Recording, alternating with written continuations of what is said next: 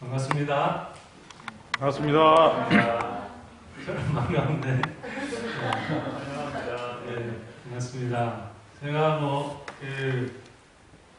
이 대학천교회 오는 거는 참 여러 번 오기도 했지만은, 이렇게 낯선 곳에 오는 것 같지가 않고, 그냥 가족, 식구, 그런 느낌으로 옵니다. 그래서 제가 떠날 때도 오늘 아침에 저희 교회에서 스텝 모임 하고 저는 마치고 바로 왔는데, 그냥 가족, 식구 집에 가는 듯이 이렇게 생각하고, 저도 너무 이렇게 익숙한 곳에. 근데 너무나 다른 거는 뭐냐면은, 제가 이제 볼티모어에서 비행기 뜰 때 하고, 여기 이제 미시간에 비행기가 내리는데, 이게 원래 모습이 달라져야 돼요. 네. 여기 오니까 눈이 하나도 없어요. 저희 동네 지금 눈으로 그냥 완전히 갇혀가지고, 네. 오늘 비행기 뜨는데도 눈발이 막 날렸는데, 지난 주말에, 눈이, 29.5인치? 그러니까 거의 한 80cm 눈이 왔어요. 그래가지고, 주일 예배도 못 갔고, 네. 주일 예배가 거의 캔슬이 됐어요. 그리고, 이번 일주일 내내, 저희 아이들은 아주 신났습니다. 학교가 해서, 클로즈. 매일같이 학교 문 닫는다고. 그래서 일주일을 그냥 학교를 안 가고, 온통 눈. 항상 제가 여기 겨울에 자주 온 것 같은데, 여기에 저희가 눈이 없어야 되는데, 저희는 눈이 맞고, 여기 오니까, 비행기에서 내리는데 여기 눈이 하나도 없네. 그래서 참 낯선 그런 환경을 보면서, 제가 오늘 이제 만사 선교 사경회, 참 이름도 특이해요. 이런 이름은 항상 대학천교에 올 때마다 제가 도전을 받고 자극을 받습니다. 네. 참 어디서도 볼 수 없는 집회예요. 만사 선교 사경회. 그래서 좀 메디컬 하시잖아요, 우리 목사님께서. 시작하시는데도 그냥 저도 겁이 나요. 시작하시는데 거기서 죽어야 될 것 같고 지금. 근데 제가 들어보니까 레디컬이라는 말이 라틴어 어원이 뿌리라는 뜻이래요. 뿌리, root. 그러니까 어떻게 보면 레디컬, 지금은 막 레디컬한 거지만 사실 그게 뿌리의 근원이고 근본이라는 거예요. 그래서 본질이죠. 본질. 그래서 참 기대가 됩니다. 그래서 오늘 사경회 이런 용어 잘 지금 쓰나요? 저희는 모르겠어요. 근데 진짜 첫 사경회, 1900 정확한 연도는 모르지만 1903년에서 10년 사이예요. 그때 사경회가 있었어요. 사경회. 말씀에 대한 열정이 오늘 제가 이제 한반도에 뿌려진 첫 복음의 이야기들을 이제 나눌 텐데 개신교 역사입니다. 개신교 위주로 해서 제가 다시 나눌 계획인데, 개신교에서는 공식적으로 선교가 시작된 것을 몇 년도? 1885년으로 봅니다. 1885년으로. 그때 첫 공식적으로 선교사가 이제 들어온 거예요. 여러분이 잘 아시는 언더우드와 아펜젤러가 우리 땅을 밟은 것이 1885년도. 그래서 개신교 선교 역사에서는 그때를 첫 우리 복음의 시작으로 봅니다. 그러고 나서 이제 1885년도니까 1900년대 초니까는 얼마 안 된 거예요. 근데 우리 땅은 정말 역사를 여러분들이 관심 있게 보시면 이렇게 봄날에 들풀에 불이 하나 떨어지면 이게 쫙 퍼지듯이 그렇게 퍼져갔어요. 짧은 시간 안에. 그리고 이제 막 말씀에 대한 갈증, 말씀을 배우고자 하는 열정이 사경회를 만든 거예요. 사경이라는 말 자체가 경전이잖아요. 경전에 대해서 사모하고 조사하고 그렇게 하는 그런. 그래가지고 이 사경의 말씀을 배우는 자리에 사람들이 막 동네 지금 자세히 안 보이시지만 동네 골목이 안 보일 정도로 사람들이 말씀 들으러 가는 행렬인 거예요. 말씀. 네. 이거는 뭐냐면 사경에 참석하려면 가까운 데 있는 사람들은 거기에 오지만은 뭐 옛날에 뭐 5리, 10리, 20리 떨어진 사람들은 사경회가 짧으면 일주일이에요. 짧으면 일주일. 그렇기 때문에 먼 데 있는 사람들은 일주일 뭐 보름 동안에 그 말씀 집회에 참여하려면은 자기가 먹을 쌀하고 이부자리하고 이런 거를 지고서는 오는 거예요. 왔다는 거예요.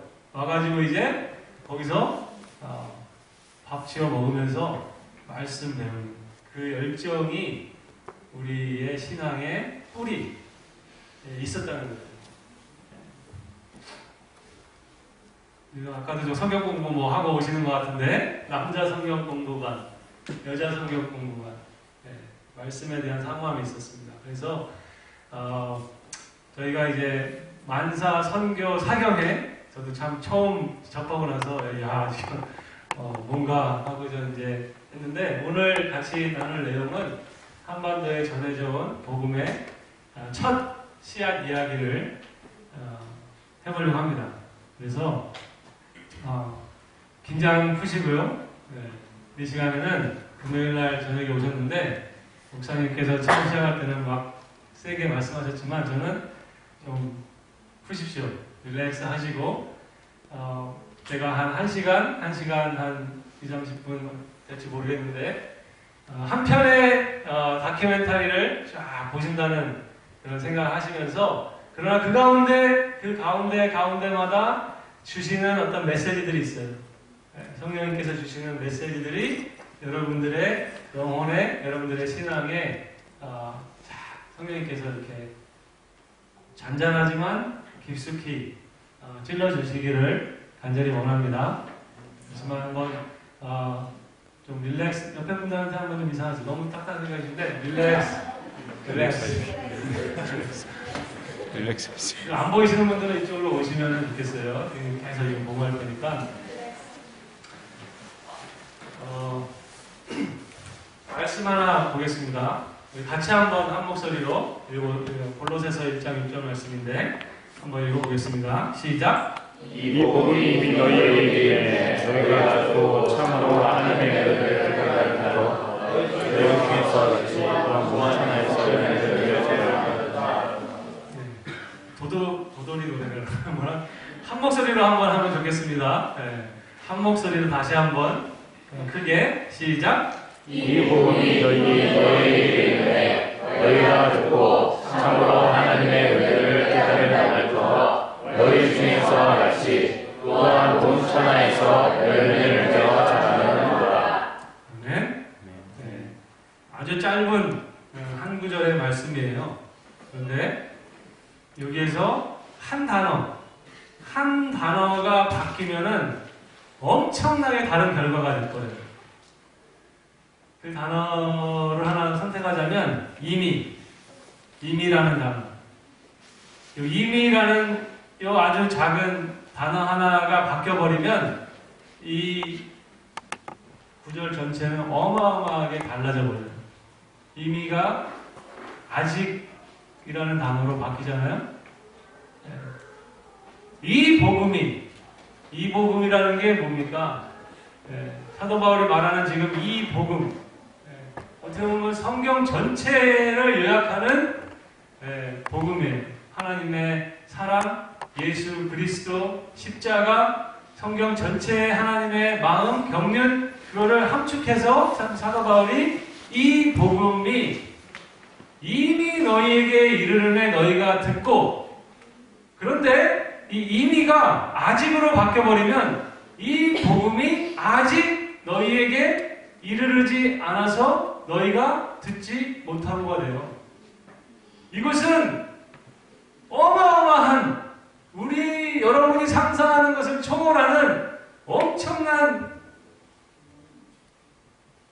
다른 결과를 가져오는 내용이 돼버려요. 그래서 이 복음이 이미 나에게 이르러 있어서 내가 이 복음을 들을 수 있게 됐다는 것이, 그것이 여러분 얼만큼 큰 축복인지를 지금 이 시간에 아셔야 돼요. 이 시간. 안타까운 것은 21세기를 사는 온갖 테크놀로지가 우리가 상상하는 것 이상의 그러한 테크놀로지를 누리고 있는 이 지금 2016년 오늘 현재에서도 이 복음이 아직 이르르지 않아서 이 복음을 들지 못하는 사람들이, 제가 지난번에 언제 목사님하고 주일날 스위치돼서 여기서 했을 때 한번 나눴는데 몇 명이라고 제가 말씀드렸거든요. 통계 자료를. 당연히 기억 못하시죠? 네. 그런 사람들이 거의 20억에 가까운 사람들이 아직도 있습니다. 70억이 넘는 세계 인구 가운데 이 복음이, 이 예수 그리스도의 놀라운 복음이, 이 천국 복음이 아직 이들에게 이르르지 않아서 듣지 못하는 사람들이 거의 20억에 가까운 사람들이 있어요.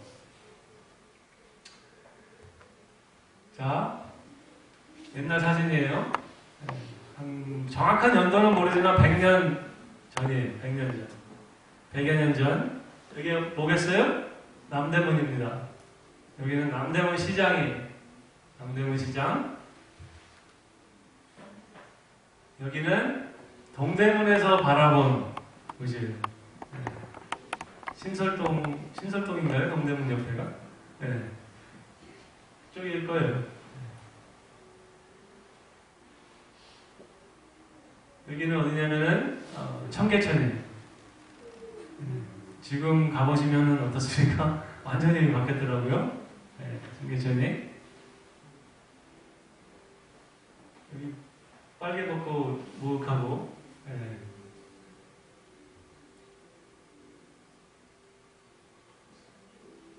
여기도 서울 시내의 한 동네입니다.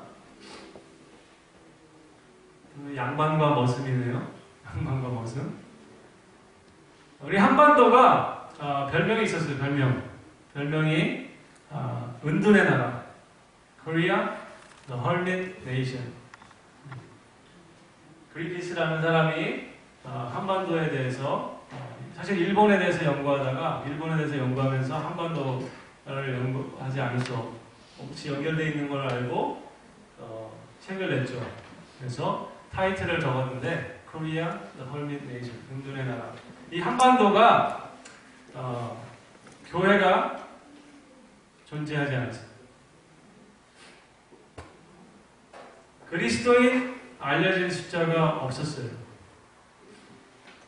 우리말 한글 성경 없었어요. 기독교를 전파하는 건 불법이었어요. 그냥 불법 정도가 아니라 감옥에 갇히는 정도가 아니라 사형에 목을 잘랐어요. 그래서 여러분 양화대교 옆에 가면은 절두산이라고 있어요. 절두가 뭐예요? 목을 잘랐어요. 여러분 저 한반도 어딘가에서 태어났을 텐데 여기 어린 자녀들 빼고는 이 땅이 저랬었어요. 불과 100여 년 전에.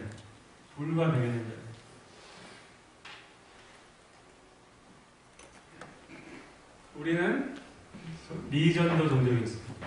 미전도 종족이라는 건 뭐냐면은 아까 얘기한 대로 이 복음이 아직 그들에게 이르르지 않아서 가지고 이 복음을 들을 기회가 매우 제한된 처지 가운데 사는 사람들을 미전도 종족이라고 해요.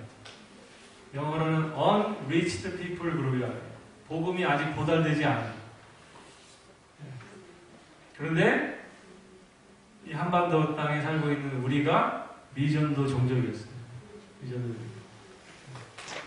이 복음이 아직 이르르지 않아요. 여러분들 굉장히 축복받은 거죠. 100여 년 전에 아까 사진에 본 그러한 모습으로 100여 년 전에 저 땅에서 태어났으면은 미전도 종족이에요. 그런데 놀라운 변화가 일어나죠. 여기 어딘 것 같아요? 네? 요즘 세대에 있는 분들은 모를 거예요. 왜냐면 바뀌었으니까. 여기가 여의도 광장입니다. 옛날에는 지금은 이렇게 안 돼 있더라고요. 보니까 이렇게 막 나무도 갖다 심어놓고 이렇게 옛날에 아무것도 없는 그냥 광장인데 저기 다 사람이에요. 다 사람. 네? 위에까지 다 사람. 그래서 한국 기독교 100주년 선교 대회를 1984년도에 여의도 광장에서 하는 모습입니다. 한 장면입니다. 1984년 한국 기독교 100주년. 아까 말씀드린 대로 개신교 기독교 역사에서 첫 시작을 1885년으로 본다고 했어요. 그렇기 때문에 1984년도를 한국 기독교 100주년 선교 대회로 하면서 빌리그레함 목사님이 이제 주 강사로 오시면서 거의 수백만 명의 집회를 하시죠. 네. 제가 이걸 이제 어디 가서 하다 보면은 어떤 분들이 저기 앉아 있었는데 막 그런 분들이 있어요. 저기 앉아 있었는데 이 당시 관련된 동영상을 보면은 여기 앉기 위해서 이 앞줄에 앉기 위해서는 아침부터 가서 신문지 하나 깔고 거기에 계속 앉아 있어야 됩니다. 한반도에 엄청난 변화가 일어납니다. 1000만 기독교인, 4,500만 인구의 1000만 기독교인. 아까 상상해 보세요. 한반도 땅에 알려진 그리스도인 없고, 교회 존재하지 않고, 우리말 성경이 없고, 기독교를 전파하는 게 불법인 그 땅에서 불과 100년도 안 된 사이에 1000만 기독교인. 1984년 한국 기독교 100주년 그 대회를 할 때 남한에만 3만 개의 교회, 2000년이 넘어서면서 지금 5만 개의 교회가 세워져 있어요. 어마어마한 변화예요. 여러분 상상을 초월하는 변화고 다른 어느 민족과 나라에서 찾기 힘든 그러한 내용을 보여주고 있는 겁니다. 선교사를 받던 나라에서 이제는 2만 명 이상의 선교사들이 그야말로 말 그대로 전 세계에 정말 힘들다고 하는 오지라고 하는 곳은 우리 한국인의 근성은 남들이 안 가고 힘들다는 데를 가야 돼요. 그래서 정말 다가 있어요. 다가 있어요. 선교사를 파송하는.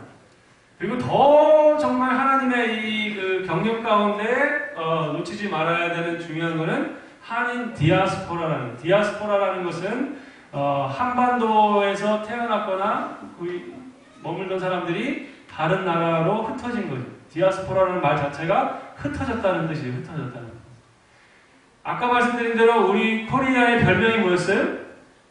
은둔의 나라. 은둔의 나라. 세국 정책 꽁꽁 걸어당기고 우리끼리 그 안에서만 있던 이 민족이 지난 100년 사이에 100년도 안 된 사이에 상상을 초월하는 흩어짐의 역사를 경험한다는 거예요. 디아스포라. 여러분들이 그 산 증인이죠. 여러분들이 디아스포라니까 지금. 일로 흩어진 거예요 지금. 800만. 어마어마한 숫자예요. 인구 대비로 따지고 볼 때 물론 숫자적으로는 중국이나 인도 사람들이 훨씬 많이 흩어져 살고 있지만은 인구를 대비해서 그 다음에 그 흩어진 그 나라의 역사, 그러니까 기간으로 볼 때 세계에서 이런 지금 민족이 없어요. 이렇게 짧은 기간 안에 100년도 안 되는 기간 안에 인구 대비로 800만 이상이 전 세계, 이것도 말 그대로 전 세계에 흩어졌어요. 지금도 한국, 세계, 저도 많이 여행을 하는데 정말 다 있어요. 한국 사람들. 그리고 한국 분들이 전 세계의 모든 구멍가게는 다 잡고 있고 또 더 특이한 점은 흩어진 이 디아스포라들이 한인 디아스포라가 가는 곳마다 뭘 세워요? 교회를 세운다는 거예요. 교회. 한국에서는 한반도 땅에 교회 안 다니는 사람들이 나가서는 교회를 세운다. 이것도 아주 굉장히 특징적인 일이에요. 그래서 미주에는 4,000개의 교회가 있고 또 교육열 남못지 않죠. 그래가지고 많은 지역에 유학생들이 나가 있는데 그 유학생이 나간 지역마다 또 기독교 유학생 그 운동, 코스타라는 운동을 지금 여기 13개라고 썼지만 더 훨씬 늘어났어요. 지금. 이것도 아주 특이한 한민족의 특징이에요. 다른 민족에서 찾기 힘든 내용이에요. 아까 말씀드린 대로 이 한반도 땅이 교회 존재하지 않고 그리스도인 알려진 숫자가 없고 우리말 성경조차도 없고 기독교를 전파하는 것 철저히 봉쇄되어 있던 이 땅이 불과 몇십 년 만에 100년도 안 된 사이에 그야말로 어마어마한 상상을 초월하는 변화가 일어나버린 거예요. 여러분들은 또 이 교회는 그곳의 연장선, 그 역사의 연장선에서의 한 지금 산물인 거예요. 저는 오늘 이 내용을 하면서 여러 가지 각도에서 주님이 주시는 메시지를 같이 나누기 원하는데 그 한 가지는 뿌리, 아까 뿌리 얘기했지만 뿌리가 굉장히 중요하잖아요. 꽃병에 있는 꽃이 아무리 예뻐도 아름다워도 가장 큰 단점이 뭐예요? 가장 큰 결점이 뭐예요? 얘기는 하세요. 뿌리가 없는 거예요. 곧 시들어 없어집니다. 왜냐하면 뿌리가 잘려졌기 때문에. 내 신앙, 오늘 존재하는 것, 이 교회의 오늘, 현재, 그리고 나의 현재, 그것에 대해서 여러분들이 더 확고하고 내 미래를 생각할 때 우리가 뿌리를 잊어버려서는 소망이 없다는 거예요. 그래서 오늘 여러분들이 이 내용과 함께 하면서 내 신앙에, 나의 인생에, 나의 생명에, 또 이 교회에 뿌리가 뭔가 하는 것을 같이 한번 생각해 보기 원합니다. 이렇게 놀라운 변화가 있으려면은 첫 시작이 있었겠죠. 이러한 놀라운 변화가 있으려면은 첫 시작이 있었을 거예요. 그 첫 시작이 어떻게 됐을까? 한반도의 첫 교회는 어떻게 시작된 걸까? 어디서 누가 시작했을까? 한반도에 도착한 첫 선교사는 누군가? 어떻게 그 사람은 한반도에서 첫 선교사가 되었는가? 우리말 성경은 도대체 어떻게 처음 만들어진 것일까? 궁금하세요? 안 궁금하세요? 별로 궁금한 것 같지 않습니다. 이 정도의 반응을 가지고 제가 수년을 준비한 거를 열정을 가지고 할 힘이 안 나네요. 궁금합니까? 안 궁금합니까? 궁금해요. 사실 저는 역사 전공자가 아니에요. 여기 탁월한 각 분야의 전문가들이 계실 텐데 제가 역사를 전공한 전문가도 아닌 주제에서 뭘 이렇게 하는 건 아닙니다. 제가 궁금했어요. 이게 제가 그냥 한국인 그리스도인으로서 한국 교회를 다니는 한 성도로서 제가 이러한 생각을 하게 되면서 제가 궁금했어요. 그런데 제가 다닌 교회에서는 안 가르쳐 주더라고요, 이거를. 물론 파편적으로는 설교 때나 여러 이렇게 파편적으로 들은 건 있지만은 좀 제대로 딱 이렇게 가르쳐 주는 데가 없었어요. 그래서 내가 한국인 그리스도인으로서 내가 한국 교회를 다니는 한 성도로서 내가 이 정도의 뿌리, 이 정도의 시작에 대한 내용은 알아야 되겠다. 나는 철저히 제 개인적인 그러면서 제가 이제 교회를 돕는 그러한 선교의 역할을 하면서 특히 한인교회를 한국교회를 돕는 역할을 하다 보니까 나름대로 이 정도는 우리가 한국교인 성도로서 알아야 되는 거 아닌가 하는 관점에서 저 스스로 리서치하고 공부하고 조사하고 해서 제가 이렇게 만든 오늘 그 자료를 같이 나누도록 하겠습니다. 시간이 있기 때문에 다 나누지는 않고 여기 이제 제가 좀 잘라가지고 그 시간에 맞게 해서 가져왔는데 그래서 제가 역사 전공자가 아니기 때문에 혹시나 여기에 또 혹시 역사 굉장히 또 전문가가 또 계신지 모르겠어요. 그래서 저거 아닌데 그러시지 말고요. 하여튼 딱 보니까 그런 분은 안 계신 것 같아요. 그 정도 정말 저도 나름대로 다 이렇게 봤는데 그래도 혹시 역사라는 게 또 이쪽에서 보는 거하고 이쪽에서 보는 거하고 다른 그런 것들이 있을 수 있으니까 큰 줄기를 같이 한번 나눠보면 좋겠습니다. 먼저 한반도에 첫 순교의 피가 뿌려집니다. 이게 굉장히 중요한 거예요. 오늘 목사님 시작할 때 말씀하셨지만 복음의 역사는 피의 역사라고 해도 과언이 아니거든요. 죽음의 역사예요. 예수 그리스도 자체가 십자가에서 죽으심으로 이 종교라고 할 수 없지만 사실은 우리의 교회가 시작이 된 겁니다. 그래서 한반도에서도 이 첫 순교의 피가 그래서 굉장히 중요합니다. 이 부분에 대해서 여러분들이 많이 접해봤을 거예요. 혹시 이름 기억나세요? 누구신지? 토마스. 예, 감사합니다. 예, 이렇게 딱 반응을 해주세요. 로버트 토마스 선교사예요. 예, 로버트 토마스 선교사, 영국 사람이에요. 내일 아침에는 창세기부터 시작된 하나님의 선교의 복음의 계획이 어떻게 이 인류 역사를 통해서 쫙 진행되어 오는지 정말 그 짧은 시간에 들을 수 없는 내용을 여러분들한테 소개해드립니다. 이 사람들 그 흐름 가운데서 1800년대에 선교에 헌신하게 되는 거예요. 1863년에 목사 안수를 받고 20대 초반이죠. 굉장히 유능한 젊은이였었어요. 영국에서. 아버님도 목사님이고 목사 안수를 받았는데 중국의 선교사로 헌신합니다. 그래서 영국을 떠나서 중국의 선교사로 옵니다. 당시 영국에서 중국까지 오려면은 수개월 동안 배 타고 오는 거예요. 단기 선교라는 말을 쓸 수가 없어요. 네. 가는 데만 3개월에서 6개월 걸리는데 네. 찍고 돌아가도 6개월에서 1년이에요.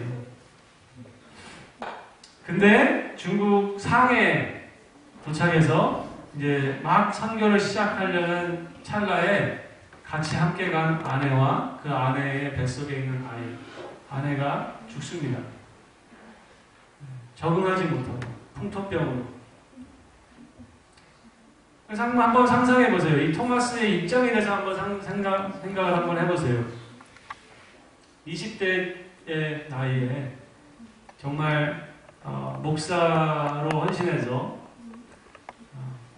선교사로 또 헌신해가지고 그 먼 중국 땅까지 왔어요. 와서 이제 막 그 토마스의 표현에 의하면 첫 선교 편지를 고국에 쓰기도 전에 이런 일이 일어납니다. 아내가 중국 땅에서 적응하지 못하고 죽은 거예요. 그 아내 뱃속에 태아가 있었습니다. 그 현실을 맞닥뜨려야 되는 이 젊은 토마스 선교사의 한번 심정을 생각해 보세요. 참 하나님도 뭐예요? 무심하시지. 도와주셔도 모자랄 판에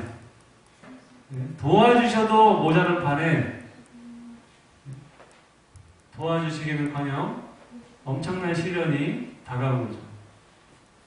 토마스 선교사가 굉장히 힘들어하는 시간을 보냈을 거는 당연히 너무나 알 수 있죠. 1년을 스트럭을 합니다. 근데 중국 땅에 남아 있었어요. 사실 그게 중요한 것 같아요. 현장을 떠나지 않았어요. 그렇게 하다가 이제 여러 또 선배 선교사들과 그런 어떤 도움을 받으면서, 그런데 아주 우연하게 한 1년 정도 지났을 때 중국 땅에서 조선인 두 사람을 만나게 됩니다. 중국에 방문한 조선인 두 사람을 만나는 것이 중요한 계기가 돼서 토마스 선교사가 조선 한반도에 관심을 갖게 됩니다. 사실 당시에는 여기 미국에 일찍 오신 분들도 알지만은 한국이라는 코리아라는 나라가 정말 알려지지도 않았잖아요. 네. 이때는 어땠겠어요? 이때는 유럽에서 코리아라는 것에 대해서는 이름도 대부분이 다 중국 아니면 일본이에요. 네. 그런데 토마스 선교사가 거기서 조선이라는 나라에 대해서 알게 된 거예요. 중국에는 지금 선교사들이 막 들어가 있는 상황인데 조선에는 아직 한 명의 선교사도 없는 상황입니다. 그래서 기회를 보다가 미국의 무역하는 배, 미국의 그 상선 제너럴 셔먼호가 이 조선에 그 무역을 요청하기 위해서 들어간다는 소식을 듣고 이 토마스 선교사가 이 배에 탑승하게 됩니다. 그 토마스 선교사는 이제 중국 성경을 가서 어떻게 기회가 되면은 나눠줄 그런 생각으로 중국 성경을 가득 싣고 그 배에 같이 탄 거예요. 그래서 이 배가 이게 미국 배예요. 미국 그 무역함이에요. 근데 토마스의 마지막 한반도를 떠나기 전에 기도문이 나와 있는데 평안케만 마옵시고 피를 흘려 죽는데 이럴지라도 주의 사업에 유익이 된다면 사양치 않겠나이까. 마치 자신의 죽음을 예견이나 한 듯이 이 배를 타고 이제 들어가는데 이게 평양 대동강까지 이 배가 들어갑니다. 그러는 가운데서 당시에 조선은 세국 정책, 나라를 꽁꽁 틀어막고 있던 상황이었어요. 그리고 특히나 외국 그러한 부분에 대해서 민감한 상황이었어요. 그런데 이 미국의 제너럴 셔먼호가 들어오는 상황에서 우리의 조선의 이 이순신 장군의 후예들이죠. 자랑스러운 조선의 수군들이 이 배를 완전히 박살냅니다. 다 불태워요. 그리고 그곳에 타고 있던 모든 사람들을 다 죽입니다. 그만큼 민감한 그런 때였었어요. 그래서 그 토마스 선교사도 그 배에 타고 들어갔는데 아직도 복음을 알지 못하던 황무하고 깜깜한 한반도에 토마스 선교사의 순교의 피가 허무하게 그냥 뿌려집니다. 아무것도 제자훈련 만사도 한번 못 해보고 교회를 뭐 하나 세운 것도 아니고 그 땅을 밟자마자 죽습니다. 그런데 나중에 이런 기록이 나왔어요. 내가 서양 사람을 죽이는 중에 한 사람을 죽인 것은 내가 지금 생각할수록 이상한 감이 있다. 내가 그를 찌르려고 할 때에 그는 두 손을 마주잡고 무슨 말을 한 후에 붉은 배를 입힌 책을 가지고 웃으면서 나에게 받으라고 권하였다. 그러므로 내가 죽이기나 했으나 이 책을 받지 않을 수가 없어서 받아왔노라. 박춘권이라는 당시 조선 병사가 이 토마스 선교사 대면했던 그 후일담을 적은 거예요. 나중에 이 박춘권은 평양에 세워지는 한 교회의 성도가 됩니다.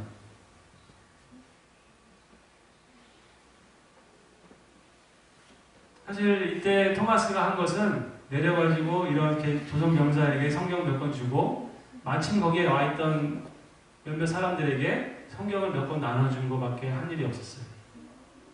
그리고 이 병사의 말대로 상에 맞아 죽은 거예요. 이 토마스 선교사의 생애를 연구했던 고무송 목사님이 책을 쓰셨는데 그 책에 보면 이런 표현이 나옵니다. 굉장히 중요한 표현이에요. 선교는 인카네이션입니다. 인카네이션이 뭐예요? 성육신, 하나님이 인간이 되신. 선교라는 것은 성육신, 인카네이션입니다. 선교라고 하는 것은 교회를 몇 개 세우고 몇 명을 개정했다고 하는 그러한 숫자 노름이 아니라 나의 삶을, 나의 생명까지를 구원의 제물로 드리는 그러한 행위를 말합니다. 예수 그리스도를 가장 훌륭한 선교사라고 칭하는 까닭이 여기에 있습니다. 복음을 위해 자신의 생명을 드린 토마스의 죽음이 갖는 의미도 같은 것입니다. 세상은 이해할 수 없는 평가예요. 세상은 사실은 이런 평가에 대해서 조롱합니다. 저게 무슨 토마스 선교사의 죽음이 무슨 죽음이에요? 개 죽음이지. 네. 무슨 뭐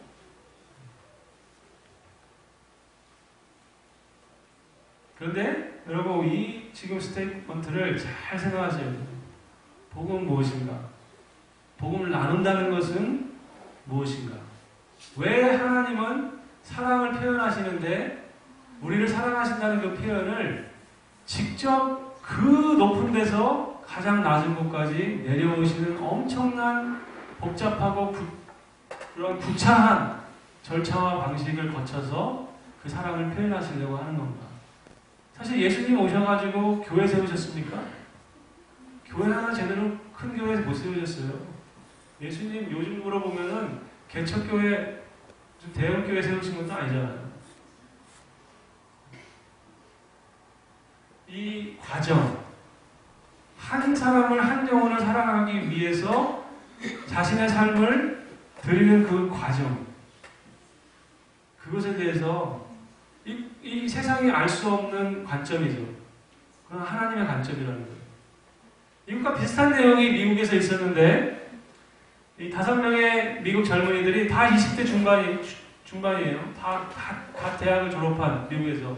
이들이 이 과테말라의 그 아마존 정글에 있는 아우카족이라는 미전도 종족이죠. 복음을 한 번도 들어보지 못한 그 종족을 위해서 이들이 들어갔는데 그 종족에 들어가서 창에 맞아서 다 그 자리에서 죽습니다. 짱하시는 짐 엘리엇 가운데 있죠. 짐 엘리엇. 그 자기 친구들 5명이 경비행기 타고 들어가서 그 인디언 아마존 정글에 만났는데 바로 만나자마자 다 창에 맞아서 그 자리에서 죽었어요. 그 사건을 뉴욕에 있는 타임지와 라이프 매거진에서 그들의 이 기사를 다룬 그 타이틀이 아시죠? 뭐였어요? What a waste. 그게 세상의 관점이었어요. What a waste. 왜 이렇게 낭비적인 삶을 사느냐? 이 미국에서 대학을, 그 좋은 대학을, 짐 엘리엇 위튼 칼리지를 수석으로 졸업하는 그러한 우리 땅의 이 젊은이들이 왜 저렇게 아무런 가치도 없는 저 사람들에게 가서 그렇게 소모적인 낭비적인 삶을 사느냐? What a waste. 그렇게 그 신문의 그 잡지의 제목을 써서 이제 그 짐 엘리엇의 아내가 엘리자베스 엘리엇인데 그가 왔을 때 그를 인터뷰합니다.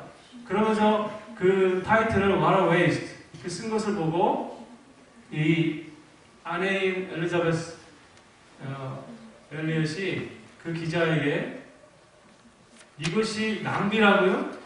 하면서 따져 묻습니다. 이것이 낭비라고요? 이것은 결코 낭비가 아닙니다. 라고 그 기자에게 답변을 합니다. 왜냐하면 내 남편은 10년 전부터 바로 이 순간을 위해서 준비해온 사람이라.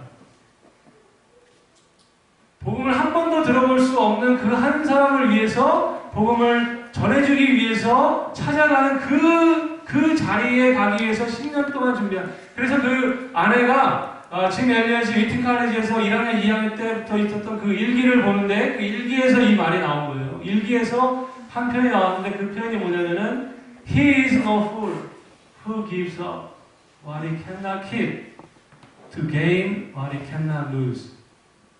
결코 잃어버리지 않을 것들을 얻기 위해서 결코 지킬 수 없는 것들을 포기하는 사람은 결코 바보가 아니다. 그것을 짐 엘리엇은 19살 때 대학교 2학년 때 자기 일기장에 써놓고 있었어요. 결코 잃어버릴 수 없는 것, 결코 놓쳐서는 안 되는 것, 그것을 얻기 위해서 결국에는 지킬 수 없는 것들, 결국에는 내가 붙잡고 있을 수 없는 것들, 그것을 포기하는 사람은 결코 바보가 아니다. 여러분 지금 무엇을 위해서 살고 있습니까? 무엇의 어떠한 가치를 정말 중요한 가치로 여기고 살고 있는지 한번 생각해 보세요. 여기 다 정말 공부하시고 또 커리어를 쌓으시고 이 세상에 지금 내용으로 달려가고 있는 과정에서 여러분 정말 영원한 것, 정말 가치 있는 것, 그것이 무엇일까?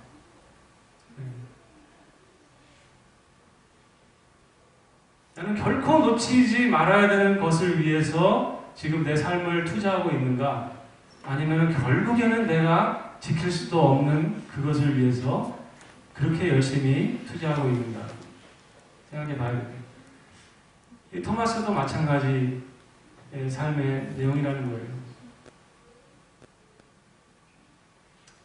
이런 식으로 하면 밤새야 될 것 같은데, 토마스 선교사가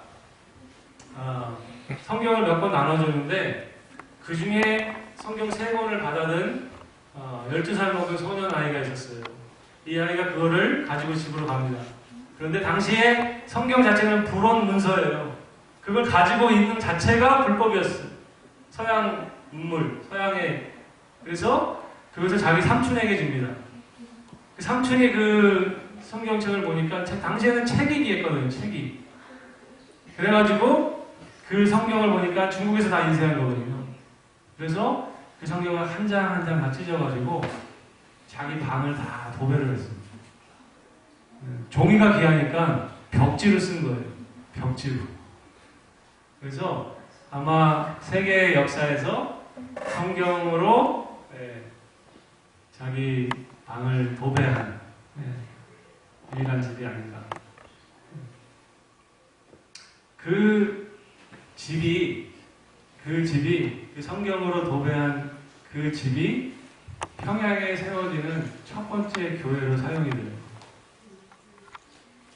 마포상렬 선교사님이 한석진이라는 우리 현지인과 동행해서 평양을 처음 들어가서 평양의 첫 교회를 세우는데 바로 그 집에서 첫 교회가 시작이 됩니다. 그리고 나중에 이제 평양의 교회가 많이 세워졌을 때 토마스 순교를 기념하는 기념교회가 대동강, 평양에서 대동강 쪽으로 있는 그 인근에 저런 모습으로 세워집니다. 그리고 그 주춧돌, 들어가는 주춧돌에 순교자의 피는 교회의 씨라는 그래서 색이죠. 저것이 교회 역사예요. 2000년 교회 역사. 피로 교회가 세워져요. 피로 생명이 나요. 그래서 그것을 새깁니다. 근데 이제 공산주의가 들어오면서 흔적도 없이 없어졌죠. 한반도에 전해진 복음의 시작, 순교의 피. 그 순교의 피는 이 땅에 복음의 문과 부흥의 문을 여는 미랄이다. 제가 이런 내용을 준비하면서 놀라운 몇 번이나 정말 이렇게 전율을 느끼면서 놀라게 된 경우가 몇 번 있는데 뭐냐면은 이게 하나하나 단편적인 내용으로 끝나질 않아요. 이게 연결이 돼요. 토마스의 그냥 죽음은 죽음으로 끝나는 게 아니에요. 아까 말한 대로 그가 나눈 성경을 통해서 평양의 첫 교회가 시작이 되고 그 교회가 나중에 장대현 교회로 발전해요. 그 장대현 교회가 1907년에 있었던 평양 대부흥, 처음에 보였을 때 사경에 막 사람들이 몰려갈 때가 바로 평양 대부흥 그 기간이에요. 그 평양 대부흥의 가장 중심에 섰던 교회가 평양에 있었던 장대현 교회예요. 그 장대현 교회의 그 뿌리에 있는 교회가 바로 이 토마스 선교사의 성경책으로 도배에 타서 세워진 그 교회였던 거예요. 그러한 신앙의 뿌리가 흐름이 이어지게 되죠. 그리고 복음의 문을 여는 미랄이 된다는 건 제가 조금 이따가 다시 소개해 드릴게요. 자, 한글 성경. 여러분 성경 가지고 계시죠? 한글 성경 어떻게 시작됐을까? 여러분 한번 상상해 보세요. 아직도 우리말 성경이 없다. 세종대왕님이 정말 이렇게 귀하게 만들어주셨는데 한글을 우리말 성경이 없다. 그러면 우리는 아직도 중국 성경이나 영어 성경을 봐야 돼요. 물론 여기 다 공부 잘하시니까 영어로 뭐 다 볼 수 있다고 보지만 이 모국어가 있고 모국어 그 시원함이 미국 교회 가서 예배는 드릴 수 있지만 느껴지지 않으세요? 이 시원함이, 이 한글 성경이 어떻게 시작됐을까? 여러분 이분한테 감사하셔야 돼요. 존 로스.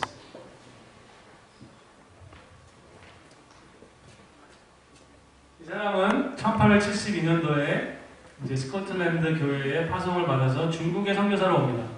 중국 선교사로.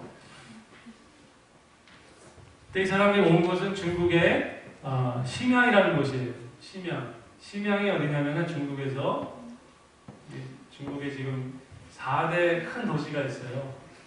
여기 이제 베이징, 그 다음에 여기 이제 상해, 여기 뭐 광저우, 심양이 여기 심양. 그러니까 한반도에서 가장 가까운 곳에 있는 중국의 가장 큰 도시라고 보시면 돼요. 심양, 심양에 이제 이 존 로스가 온 거예요. 선교사, 중국 교회를 개척하고. 제가 저 심양에 가서 존 로스가 개척한 그 교회에 가봤어요. 지금도 있어요.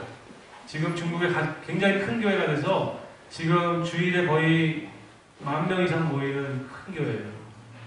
삼자교회이긴 하지만 굉장히 뜨거운 교회고, 그 교회의 히스토리 그 방에 가면 초대 목사가 바로 이 존 로스 목사님, 이분이 세운 교회예요.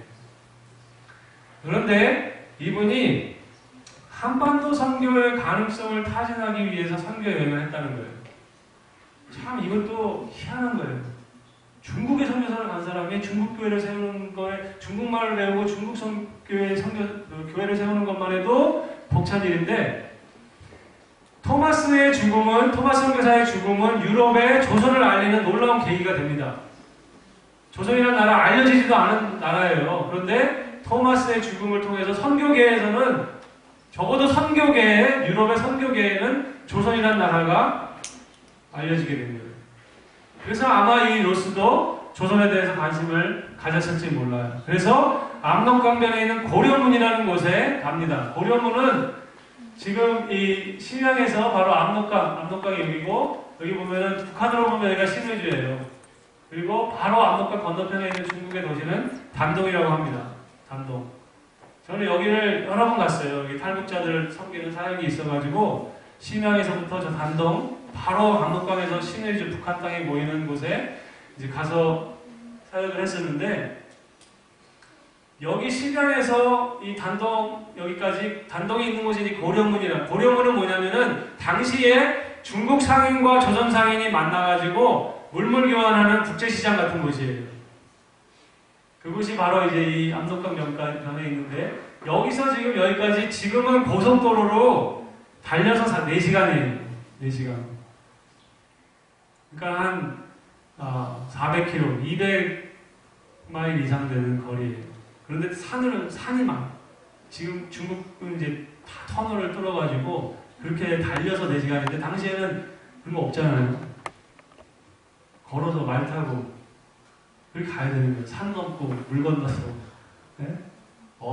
제가 그 길을 몇 번 다니면서, 이 당시에 로스가 무슨 마음을 갖고 이 산을 넘으며 이 노력하면서 조선 사람을 만나겠다고 거기까지 갔나.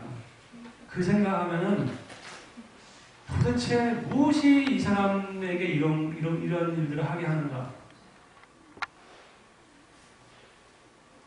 그래서 그 고려문이라는, 이제 아까 말씀드린 대로 물물 교환하는 그 시장에서 로스도 거기서 있으면서 조선 상인들을 만나게 돼요. 만난 조선 상인들이 이응찬, 백홍준, 이성하, 김진기, 서장년, 서경조, 이러한 조선의 상인들을 만납니다. 만나는 장면 하나, 스토리가 다 기가 막힌 거예요. 생각해보세요. 중국의 그 넓은 땅에서 어떻게 만나게 되는 거예요. 그런데 저 조선 상인들을 만난 것이 계기가 돼서 로스가 중국 땅에서 이 조선 상인들과 함께 우리말 성경을 번역하게 됩니다. 어마어마한 일이. 아직 선교사 들어오지도 못하는 상황입니다. 로스가 쓴 기록에 보면, 폭풍으로 배가 전복되어 재산을 잃어버린 돌발적인 불상. 이게 무슨 얘기냐면, 압록강을 개나리 복진 장사들이 다 홍삼, 우리 땅에서만 나는 홍삼이나 이런 거를 메고 압록강을 건너는 거예요. 그런데 어떤 나라는 배가 전복돼가지고 자기 그 물건 다 잊어버리고 간신히 넘어와가지고 그렇게 해서 로스를 또 어떻게 기적적으로 만나게 된 거예요. 그러한 일들이 마침내 한글로 번역된 성서를 한반도 인민에게 주는 결과를 맺는 것은 실로 재미있는 일이라 아니할 수 없다. 인구가 불과 1,500만 밖에 되지 않고 비록 여자라 할지라도 며칠이면 해득할 수 있는 훌륭한 문자를 가지고 있는 조선과 같은 나라는 성서와 전도문서의 보급이 가장 쉬운 나라이므로 한글 성서의 역할은 가장 중요한 일이다. 로스의 기록을 보면 이 사람은 엄청난 통찰력을 갖고 있는 사람입니다. 그리고 그 일에 꽂히면 정말 대단한 열정을 가지고 몰입하는 굉장한 통찰력이에요. 그래서 이제 먼저 한국어 교재를 만듭니다. 문법 교재를. 그 중에 이제 이게 그 한 페이지인데 여기 보면은 레슨 13 워킹 걸어간다는 표현을 정리해 놓은 거예요. 그래서 한글로 써놓고 그 밑에 어떻게 읽는지 발음을 써놨어요. 그 다음에 무슨 뜻인지 영어로. 자, 여러분 한번 읽어보겠습니다. 같이 한 목소리로 크게. 졸리니까. 자, 시작. 너를 믿지 못하겠다. 계속 읽어주세요. 맞습니다. 걸어왔음에 맹내길이 나갔마 팔수모리 강에 다리 아파 가지 못하겠다. 네 와서 너를 맞아 오갔음에. 이 로스가 만난 조선 상인들이 다 이북 북쪽에 있는 평안도 출신들, 함경도 출신들 만나가지고 다 북한 사투리로 처음에 쓴 거예요. 북한 사투리. 처음 성경은 북한 사투리로 번역이 된 거예요. 그러다가 1882년도에 최초의 한글 성경 누가복음과 요한복음이 번역이 돼요. 중국 땅에서. 기가 막힌 일이에요. 아직 선교사가 들어오기도 전에. 그리고 1887년도에 신구약 전체가 우리말로 번역이 됩니다. 그 번역하는 과정의 기록을 보면 정말 이 로스 앞에서 무릎을 꿇지 않을 수가 없어요. 여러분 천국에 가서 꼭 찾아갈 사람들 여러 명이 있을 텐데 이분은 꼭 찾아가셔야 돼요. 안 그러면 지금 우리 다른 나라 말로 지금 성경 본다고 생각해 보세요. 이 사람이 중국 선교사로 왔잖아요. 지금 당시에는 중국어 성경하고 영어 성경 상인들한테 조선말을 배워가지고 하나하나 단어 가지고 컴퓨터도 없어요. 저녁에 불도 없어요. 초록불 켜고. 그런데 가능하면 원어에서 벗어나지 않는 번역을 하기 위해서 그가 헬라어와 히브리어를 철저히 대조하면서 번역을 합니다. 엄청난 헌신이에요. 엄청난 노력이에요. 이거.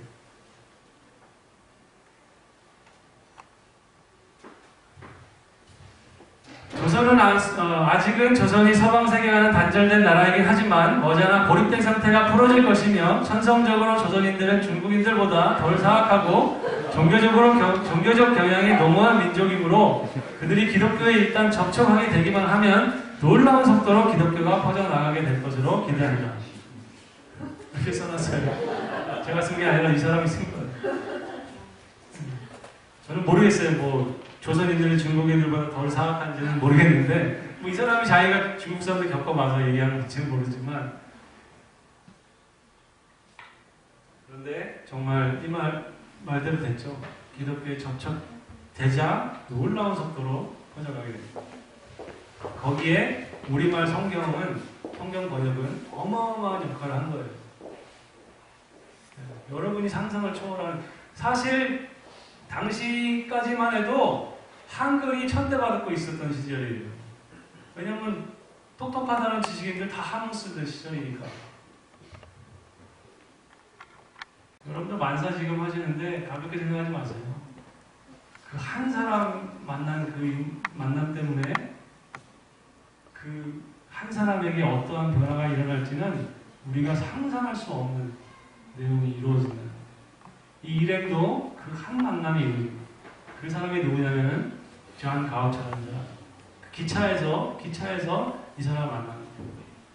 이 사람이 누구였냐면은 볼티모어에서 감리교 목사님이었어요. 러블리 레인 메서디스트 처치의 목사님이면서 교육자였어요. 그래서 볼티모어의 여자 대학을 세운 사람입니다. 지금은 가우처 칼리지로 이름을 바꿨어요. 그리고 이제 서버브 지역으로 옮겼지만, 그래서 우리 지역에 있는 사람들은 가우처 하면은 이거요. 가우처 칼리지가 있기 때문에. 처음 이름은 워먼스 칼리지고 볼티모어였어요. 당시에 여자들 대학 안 보내던 시절이에요. 그런데 선구자적인 역할로 여자 대학을 세운 사람이에요. 그래서 목사님이면서 교육자였습니다. 이 사람이 이 기차역에서 볼티모어에 가면은 요 그대로 있어요. 이게 대학이고 이게 감리교예요. 이 조선의 일행들을 만나면서 조선의 선교사를 보내야 된다는 강한 확신을 갖습니다.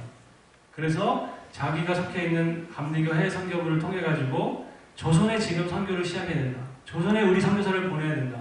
하는 것을 얘기하면서 자기의 개인 사재 5천, 처음에는 2,000불, 나중에는 3,000불을 합쳐가지고 5,000불의 조선 선교 자금을 헌금합니다. 상상해보세요. 1800년대 후반에 5,000불이면 지금의 50만 불 이상입니다.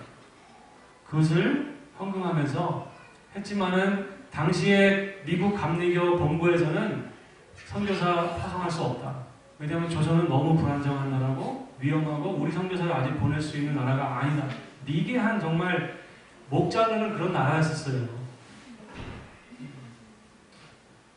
그렇게 해서 선교사를 보내지 않기로 결정합니다. 그런데 가우처 목사님이 거기 굴하지 않고 정말 자기의 그러한 그 노력을 이 사람들을 자기 집까지 초대하면서 환대하고 하면서 그 조선의 선교사를 보낼 노력을 합니다.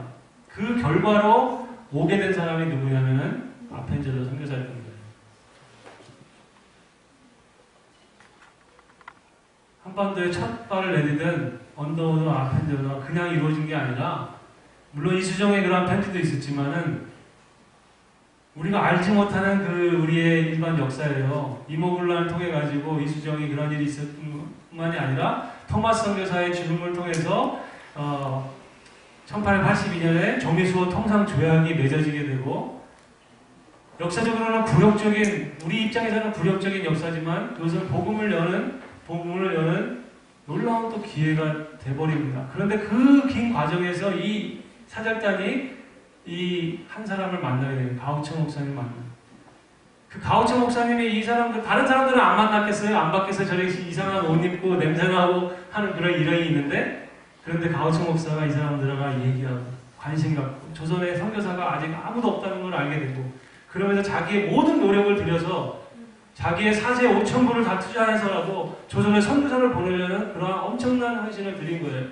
그래서 이 선교사 아펜젤러 선교사 부부가 우리 땅에 오게 된 거예요. 아펜젤러만 오게 된 게 아니라 조금 뒤에 와서 그렇지 바로 따라 들어온 사람이 메리 스클랜턴 여사예요. 그의 아들 스클랜턴은 다 의사였고, 의사인 아들만 보낸 게 아니라 자기가 직접 일찍 남편을 잃어가지고 과부였지만 50대 나이에 선교사로 조선에 온 거예요. 와가지고 길거리에 있는 여자들은 아예 교육도 시키지 않는 그런 현실을 보고 길거리에 있는 여자 한 명을 데리고 시작한 것이 이화 학당인 겁니다. 그러한 노력이 어디서 있냐면 가우처 목사의 그러한 헌신적인 내용 때문에 이루어진 일이에요. 여기에 그 연결된 분들 계시겠죠? 이와 한반도가 복음의 물꼬를 열게 됩니다. 그 이유. 그 뒤에 스토리는 너무나 많아서 저도 다 알지 못하지만 오늘 시간이 많이 돼가지고 지금 마지막 한 가지 스토리만 나누고 마치겠습니다. 이제 한반도가 복음의 물꼬를 트였어요. 그래서 선교사들이 물뱉듯이 이후로 진행이 됩니다. 그것과 연관돼서 미국에는 미국 대학을 휩쓰는 선교 운동이 일어났어요. 1800년대 후반에 스튜던트 발런티어 무브먼트라는 학생 자원자 운동이 미국 대학을 휩습니다. 그래서 40년 동안 미국 대학생 10만 명이 세계 선교의 선교사가 되겠다고 헌신하는 거예요. 그 중에 2만 500명이 선교사로 나옵니다. 그 선교사의 상당한 숫자가 한반도로 밀려들었어요. 그 중에 한 스토리인데, 제임스 홀은 당시에 뉴욕에 있는 의과대학에서 의과대학생이었어요. 이 영향으로 그가 의과대학 공부를 하면서 선교에 헌신합니다. 그리고 로제타 셰워드는 펜실베니아 의과대학에서 공부를 하는 과정에 선교에 대한 챌린지를 받고 선교에 헌신합니다. 서로 다른 곳에 있었지만은 그 선교에 헌신하고 나서 의과대학을 마치고 제임스 홀은 선교지로 나가기 전에 이제 프랙티스를 해야 되니까 뉴욕에 있는 빈민가들을 위한 무료 클리닉에서 이제 가서 봉사하게 됩니다. 로제타 셰워드도 바로 졸업하고 선교지로 나가기 전에 그 찾는 그 지역을 마침 제임스가 가 있던 그 뉴욕에 있는 그 무료 클리닉에 가게 됐어요. 먼저 제임스 홀이 와 있었는데 로제타가 선교 헌신자로 또 와서 거기에서 있는 걸 보면서 이 제임스 홀이 로제타를 보고 첫눈에 반하죠. 작업이 들어갔는데 잘 안 먹혔어요. 그래가지고 왜냐하면 로제타는 이미 조선의 선교사가 갈 것이 정해져 있었어요. 이미. 그래서 자신은 이미 조선의 선교사로 갈 것이기 때문에 제임스는 아직 나라가 안 정해져 있었어요. 선교 본부에서 중국으로 보낼지 인도로 보낼지. 그런데 로제타가 먼저 조선의 선교사로 떠납니다. 의료 선교사로. 그래서 여러분들 제중원이라는 드라마도 있었죠? 거기에 이 로제타가 가서 거기 보면 나올 거예요. 이 제임스 홀이 정말 마음이 안타깝죠. 네. 쫓아가야 되는데 그래서 아마 천야기도 뭐 새벽기도 열심히 해가지고 제임스 홀도 1년 후에 1890년에 이 로제타는 조선에 도착합니다. 그리고 바로 1년 뒤에 제임스 홀도 우리 땅에 도착을 해요. 우리 선교사로. 그리고 바로 1년 뒤에 두 사람이 우리 땅에서 결혼합니다. 우리 땅에서 결혼해요. 그리고 나서 1년 후에 그들 사이에서 아들이 태어납니다. 아들이. 1885년도에 첫 선교가 시작했으니까 불과 몇 년 안 지났을 때예요.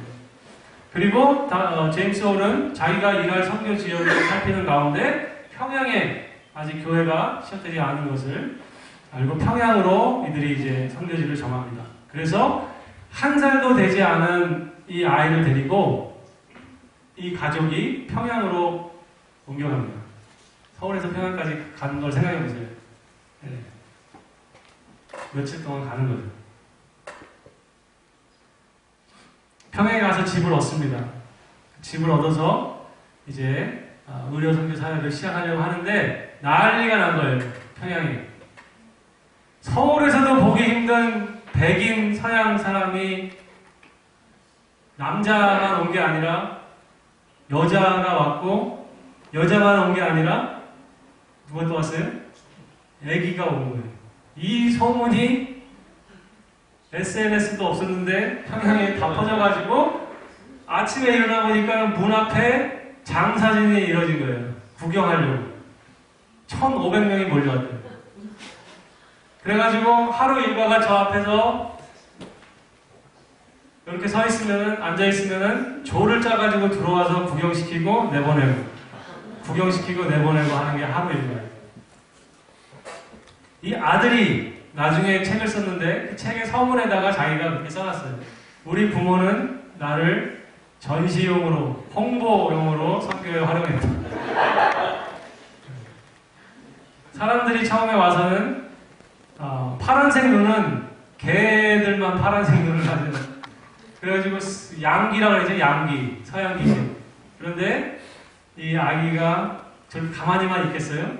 울어제끼니까 울음소리는 똑같거든요. 네, 울음소리는. 그러니까 사람들이 이제 사람 새끼구나. 그러면서 사람들이 치료하러 사람들을 보내. 그렇게 이들이 평양에서 사역을 이제 시작을 하는데, 이 닥터 홀에 대한 기록을 보면 정말 우리 땅의 사람들을 예수님처럼 사랑하는. 그런데 1년도 안 돼서 청일 전쟁이 벌어졌어요. 청일 전쟁. 청나라와 일본이 전쟁을. 중국과 일본이 전쟁을 하는데 우리나라 사람들은 너무나 마음씨가 좋으니까 우리 땅에서 전쟁하도록. 그래가지고 치열한 격전이 벌어졌죠. 서울에 있는 지금도 선교사들이 있는 지역에 전쟁이 나면 선교사들 나가야 돼요. 당시에는 어땠겠어요? 그것도 중앙에 서울이 아니라 지방 도시에 있는 아무런 보호시설이 없죠. 철수합니다. 다 철수하고 내려갔다가 그런데 이 제임스 홀이 얼마 동안 있다가 다시 이 전쟁이 끝났을 때 다시 갑니다. 다시 평양으로 이제 아내하고 아이는 남겨놓고 평양에 가서 뭐 난리가 난 거죠. 조선 사람은 말할 것도 없고 청나라 사람, 일본 사람들 그 환자들이 길거리에 시체가 의사로서 그거를 두지 못하는 거예요. 근데 거기서 정말 하다가 그 질병을 얻습니다. 전염병이 돌고 그 계속해서 얼마나 이랬겠어요. 그러다가 그 자신이 병에 걸립니다.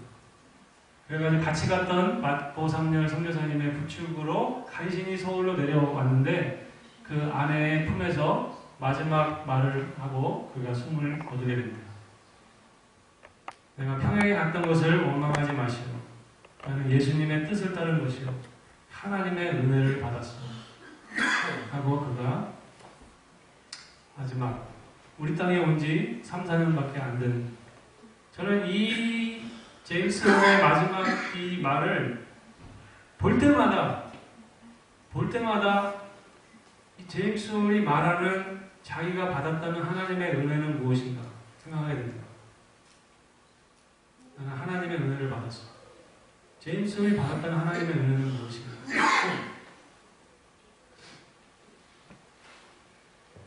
당시에 로제타가 쓴 일기가 있습니다. 그 일기에 보면 그가 떠나는 날 오후 그의 두 눈은 계속 나에게 두 손을 잡아달라고 원하는 것 같았다. 나는 그의 두 눈을 감겼다. 그러나 그의 눈이 다시는 나를 더 이상 바라볼 수 없다는 생각이 들어 그의 두 눈을 다시 뜨게 하고 마지막으로 오랫동안 그 눈을 바라보았다. 그 눈은 아직도 밝고 너무나 맑아서 마치 살아서 나를 쳐다보는 듯하였다. 나는 내 방에 가서 샤워들을 안고 와서는 하나님께서 그와 나에게 약속해 주신 바를 이루게 해달라고 기도했다.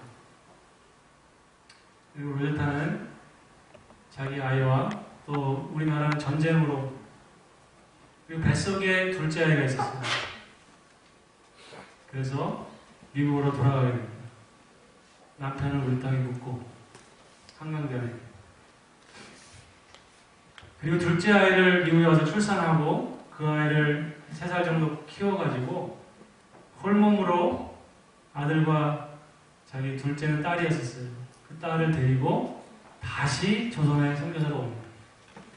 그리고 다시 평양으로 갑니다.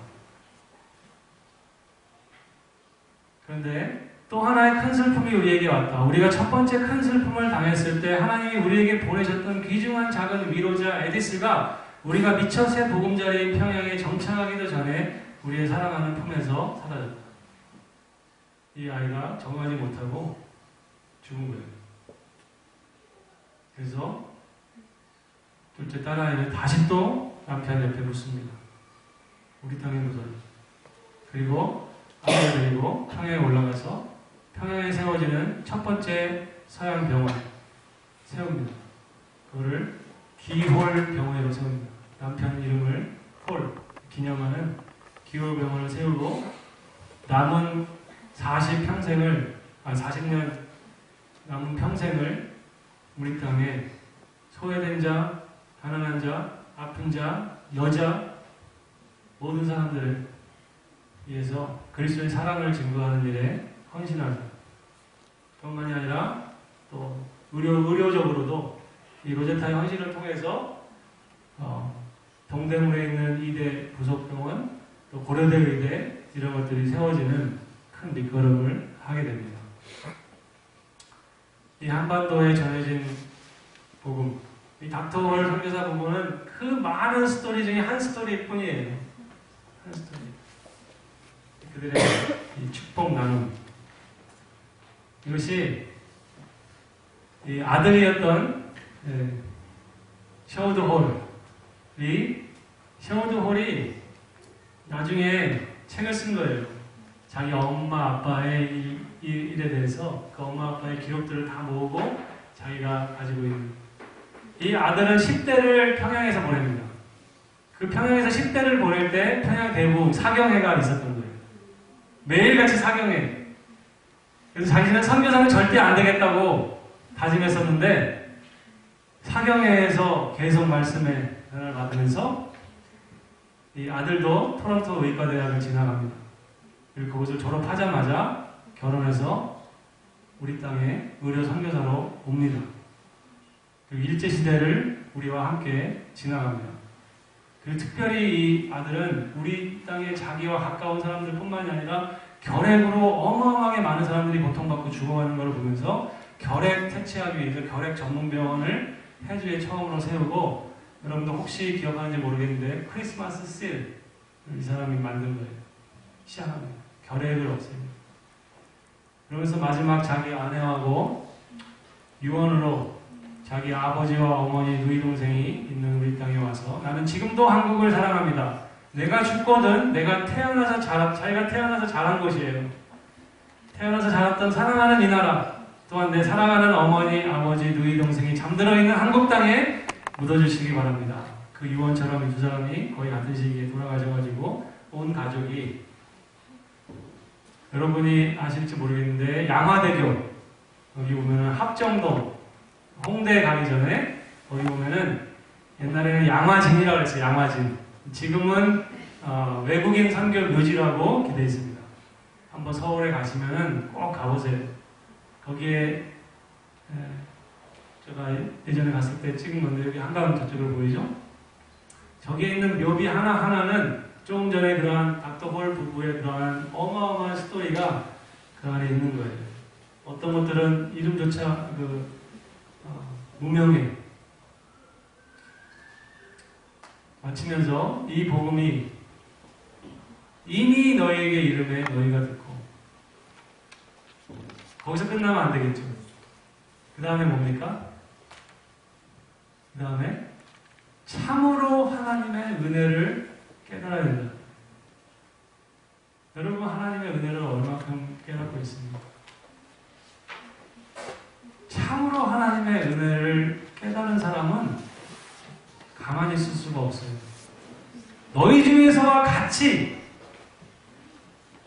또한 온 천하에서 열매를 맺어요. 이미 이 복음이 이미 나에게 이르러서 내가 들었다면 참으로 하나님의 은혜를 깨달아야 돼요. 그 은혜를 깨닫고 한순간에 깨달을 수가 없죠. 평생을 가도 못 깨닫죠. 그러나 매 순간 매일매일 더 깊이, 아까 제임스 홀이 죽으면서 마지막에 내가 하나님의 은혜를 받았어. 그 고백이 나에게는 어떠한 깊이로 있는 것인가. 그 고백을 하는 사람, 그 하나님의 은혜를 정말 깨달았다고 말하는 사람은 가만히 있을 수가 없어요. 나하고 같이 또 그 은혜를 받을 수 있도록 하기 위해서 또 다른 누군가에게 그 은혜를 나누는 삶을, 은혜 나눔의 삶, 복 나눔의 삶을 살아야 된다는 거예요. 그렇게 살지 않는다는 것은 여러분이 아마 아직 이 복음을 듣지 못한 사람은 없어요. 여기 지금 여러분들은 미전도 종족이 아니에요. 여러분들은 100년 전에 태어났으면은 여기에 익스큐즈가 되지만 우리는 이제 익스큐즈가 없어요. 이미 들었기 때문에. 그런데 문제는 뭐냐면은 참으로 하나님의 은혜를 깨닫지 못하고 있다는 게 문제예요. 깨달았다면 가만히 있을 수 없다는 거예요. 가만히 있는다는 것은 뭐냐면은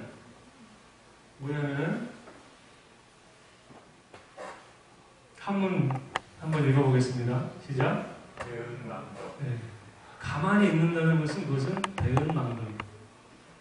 배은망덕이 뭡니까? 배은망덕. 분명히 은혜를 받았는데, 분명히 엄청난 은혜를 받았는데 마치 안 받은 것처럼 지낸다는 거예요. 중국에 가서도 이 강의를 했었는데 설명해 주더라고요. 분명히 은혜를 받았는데 안 받은 것처럼 뒤에 다 감추고 있는 모습이에요. 근데 오늘 나의 모습이 아닙니다. 오늘 한국교회의 모습이 아닙니다. 오늘 나의 신앙의 모습이 아닙니다. 계속 받기만 하려고 해요. 계속 나만 계속 받겠다는 거예요. 더 좋은 것만 먹겠다는 게 계속 나만. 깨달았으면 누군가에게 사실 제일 먼저는 하나님의 은혜죠. 하나님의 은혜. 그래서 우리가 배은망덕하지 않고 또 그 하나님의 은혜를 내가 알 수 있도록 하기 위해서 오늘 잠깐 나눴지만 그 은혜의 메신저가 되준 그 사람들의 은혜, 그들의 인생의 은혜를 우리가 오늘 알았잖아요. 오늘 내 신앙이 여기 있다는 것, 오늘 이 교회가 여기 존재한다는 것, 그것은 이 은혜의 흐름이 여기까지 왔다는 거예요. 그런데 그것을 계속 누군가에게 패스 온, 누군가에게 전달하고 나누는 삶을 살지 않고 있다는 것은 우리가 배은망덕하고 있는 거예요. 이것은 뭐 학교 가서 배워야 되는 게 아니에요. 그냥 인간이면은 당연히 갖도록 하나님께서 우리에게 주신 양심이, 마음이.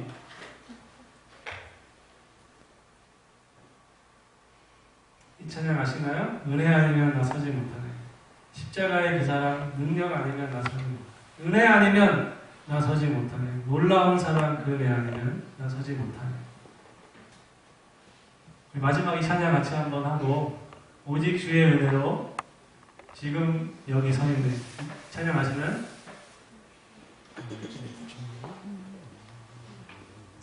모르시면 우리 다음에 준비해서.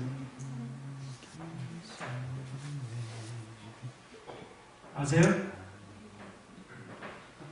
모르세요? 일단 제가 기도하고 마치겠습니다.